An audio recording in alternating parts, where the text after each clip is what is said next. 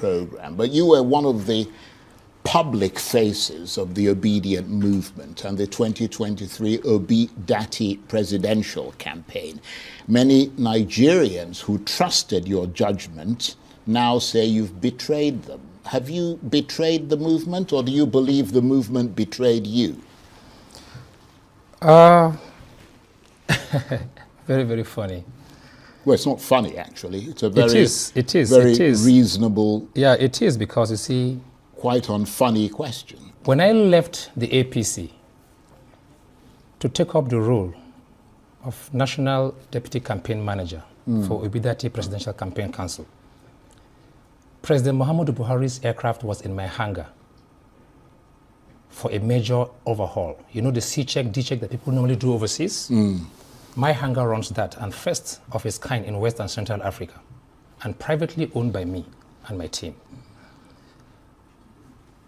To stay back in APC was at least to get several other contracts. Uncle Charles, the presidential aircraft was in my hangar. I walked away from the APC. Even when I knew no bank was backing me up. I was in Dubai to establish a university before the Dubai challenges with the Dubai government and Emirate Airline and the Nigerian government. And when I got a call from the Middle Belt leaders, I didn't come to work. I was called by the leaders of the Middle Belt. Please, we know you have this business, but we want you to come and do this assignment for us. And I came. Nobody in APC insulted me. It was my choice. I choose to do that. Now, the role I played is available online. You can Google my name. You saw the passion, the commitment. Today, if I have a fallout or things are not the way I expected, and I go back to APC where I come from, the same way APC took it when I went to a Labour Party, why is the other side not taking it? It's a question I'm yet to receive answer for, because it's a choice. I think the issue here is the fact that you're going from one party to the other. It suggests somebody who doesn't have any principles, who simply goes wherever the wind takes you.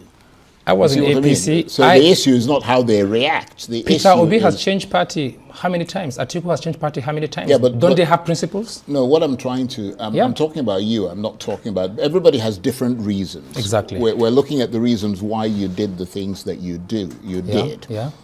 What I'm trying to say is that obviously it's your right to go to any party you want to. But the question is, why?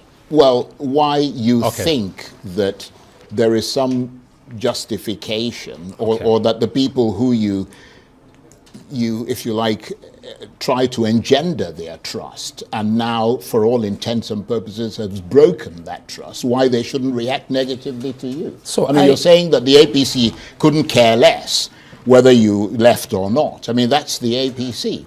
If other people thought of you as a principled person, nothing has changed on Charles. If they thought of you as a principled person and you then let them down, you don't think they should be miffed that you left? I'm not going to stay here to speak against my former principal. That's not why I'm here. And I'll tell you something. I don't do politics of bitterness. You can ask anybody in the Obidient Movement, who is the person who made effort to reconcile all the crises going on, even during the campaign? It was Isaac Balami. I'm going somewhere, please. Yeah. Who is the person who called the top 12 support group of the Obidient Campaign Council and funded a retreat in Abuja and raised over 300,000 volunteers, agents, that the party and the campaign council didn't use? I just left because, one, there was a reason why I left the APC. Two major reasons. I'm a Christian from Borno State, and you saw the killings against Christians over the years. And then the issue of the marginalization of ethnic nationalities. So when the elders called me and I chaired Plateau State rally, flag off campaign, and I chaired Nasarawa State, I did that because I believed in what I was doing. You mean the flag off campaign for whom? For Peter Obi. Right. Okay. I was the chairman. I chaired it, including Nasarawa State, where he got his 2 highest votes. Now, the question here is, at the end of the campaign, after election, I wasn't happy, and I made it clear. And I'm not here to talk against my principle.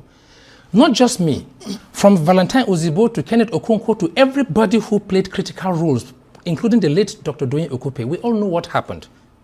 So why should I remain in a place where I see no future? When the person I castigated, insulted, fight, has proven me wrong. What are those issues?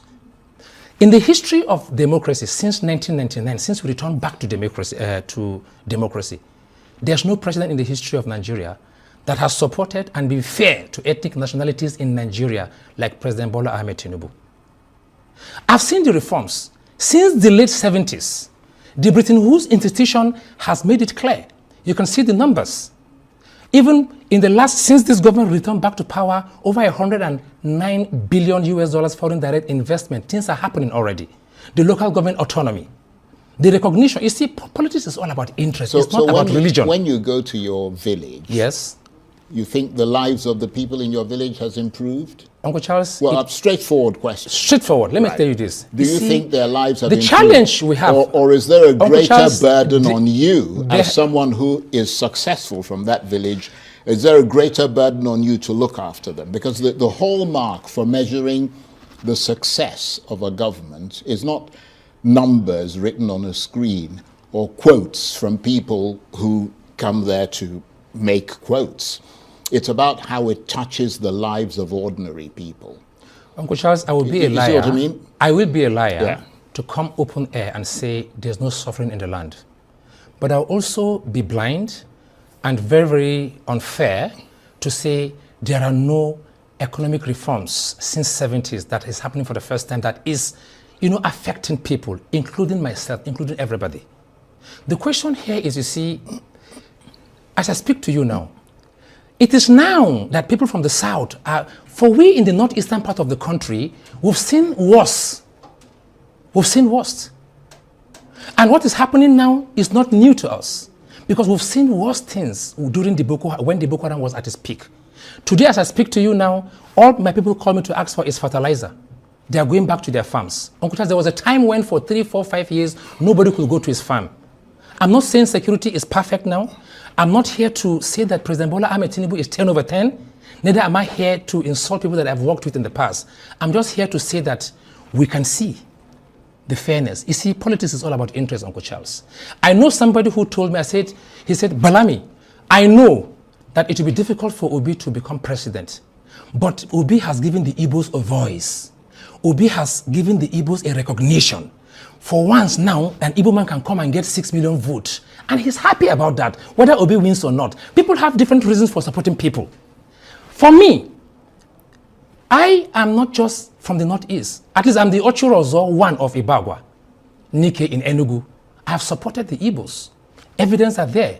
The Unzuku Umuna have recognized me, Ohanese. I've done a lot, handshake across the Niger. The Middle Belt have done so much with the Igbos. So I have nothing against anybody. What I'm saying here is that there are times when the same way people protect their own interests, I'm asking myself, for the first time, that an ethnic nationality can be recognized. I can count over 40 appointments. I didn't benefit. Since I came back to APC 3 years ago, I've not gotten any appointment or any contract. But I can see it is left for the Middle Belters to take advantage of it. However, for me, all I'm just here to say is that politics of bitterness is not what we need. And as to whether I can deliver based on your introduction, let time speak for itself. Right. Because okay, let me come in here. Let's return to the issue of your movement away from the people who you supported in 2023, and now to the camp of the very party that you spent months telling Nigerians had failed the country. People wonder why you had to cross over, because the issue here is also not just about, which party you go to or whatever. It's also about ideology. Is there a sense at all of any ideology in the things that you did? Because one of the things they wonder is why go to the party that you spent months telling Nigerians had failed? You could have gone to another opposition party if you were so angry about what Peter Obi or the Labour Party or whoever did. I mean, why does it have to be the same party that you yourself had spent a very long time running down? You sat where you're sitting now, and you said exactly the most, I mean, I can go and dig out the tapes, the most, I mean, virulent things anybody could imagine about the APC. Uncle Charles, you know me very, very well. I've been on your platform severally. Yes. I don't do politics of bitterness or insult. And I'll answer your question straight ahead.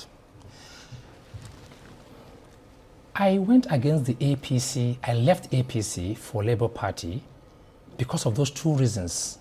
I did a world press conference, and I asked all my supporters and followers that this is the reason why we are leaving. And I'm here to tell you that the reasons why I left the APC is not there as it used to. Is it 10 over 10, 100%? No. But I'm telling you that I come from a region that we are not recognized. We are not, during election, it is one Arewa, one North. And then after election, certain people in the establishment takes the whole national cake. And for the first time, the voice of a minority in the 19 northern states is being listened to. For the first time, I'm seeing that I have my family and friends that are currently being employed as forest guard in my village, and we know what we need to do to safeguard our village. For the first time, I've seen the local government autonomy almost being implemented and about to start. No president has had the guts, the boldness to do what President Bola Ahmed Tinubu has done. Now, what is wrong if you are angry with somebody for a particular reason and the person has proven you wrong? What is wrong in humbling yourself and saying, oh, you are right, now we can work together? There's nothing wrong in that. And that is why, you see, it surprises me, you know, when people, if I had come back to APC because of my personal gains, Uncle Charles, you know, I run a hangar in London. If I choose not to work again, God has already blessed me. Yeah, let me ask you this. You claim that one of the reasons you gave for leaving the APC, then? Well, not the APC, I'm talking about the Obidients sort of campaign thing. You claim that loyal campaigners were, like yourself, were abandoned after 2023. Were those grievances that you held about ideology and leadership, or simply about people not getting appointments and political rewards? Because I seem to remember you talking about remunerations and things. No, that was part of what virtually everybody who left talked about. But I've said one thing that maybe people are not listening. I have made up my mind not to belong to any movement that cannot stand their ground and do what is right and win elections. Nigerians came out in millions to support the Obidient Movement and Labour Party. We dashed their hope. We failed them. We couldn't defend the vote. Common agent we couldn't raise. We couldn't pay the agent, even though the monies were raised. Because you have sat here and said that you believe that Peter Obi won the election in 2023. That is a past tense. No, it's not past tense. I'm asking. I said I believe because yes, I said I believe, but we couldn't prove it. We couldn't prove it. Yeah, but you said you believed that. So that meant what do you expect? What do you expect for somebody who was a deputy campaign manager of a party that gave out?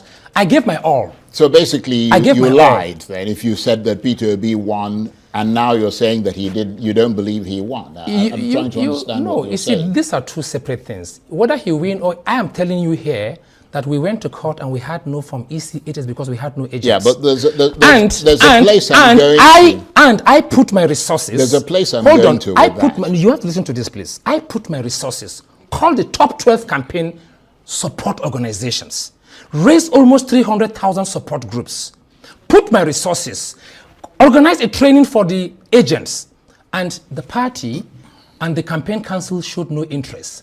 Then election came, there was no agent to give up from EC8As. Then you're telling me now that I should stick to that platform that doesn't believe in structure or doesn't believe in logical way of doing things. I'm not telling you exactly, what to do. Exactly. I mean, it's not my place so these to are tell part of you the what major to do. reasons why You've made your decisions. Yeah. Where I'm going with this is simple. You said after the elections, you sat where you're sitting and you said that you believe that Peter Obi won the 2023 and then we went to court. Presidential, let me just make the point, Yeah. 2023 presidential election. And the upshot of what you were saying is that he was essentially turfed out of that victory, conned out of that victory. And as the upshot of what you were saying is that the person who is in power at the moment was the architect of that turfing out of Peter Obi. Whatever happened to that thing that you spoke so that you spoke about as a principled position that you had taken? That has all now disappeared. No, and principle has nothing to do with who won and who did not win the court. So this is a pragmatic decision on your part. No.